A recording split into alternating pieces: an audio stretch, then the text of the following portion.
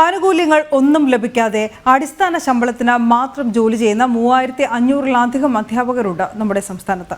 2012 നടപ്പിലാക്കിയ കേടെറ്റ് യോഗ്യത നേടാൻ കഴിയാത്ത അധ്യാപകരാണ് പ്രതിസന്ധി നേരിടുന്നത്. കേടെറ്റ് പരീക്ഷാ നടത്തിപ്പിലെ താളപ്പിഴകളാണ് ഇവർക്ക് തിരിച്ചടിയാവുന്നതും.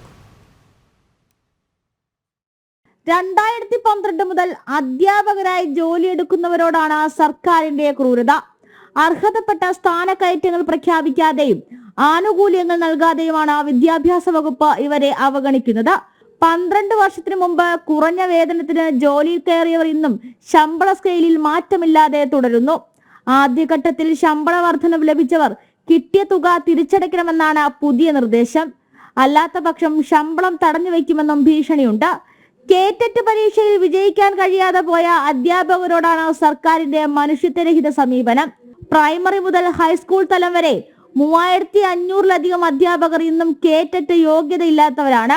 2023 ഓഗസ്റ്റിലാണ് സർവീസിലുള്ളവർക്ക് മാത്രമായി അവസാന കേടെറ്റ് പരീക്ഷ നടത്തിയത്. സിലബസിന് പുറത്തുള്ള ചോദ്യങ്ങൾ വിജയ ശതമാനം 4 കുറച്ചു. സിലബസ് പരിഷ്കരിച്ച വീണ്ടും പരീക്ഷ നടത്തണമെന്ന ആവശ്യമുണ്ടായിരുന്നെങ്കിലും സർക്കാർ പരിഗണന നൽകുന്നില്ലെന്നാണ് അധ്യാപക സംഘടനകളുടെ വിമർശനം.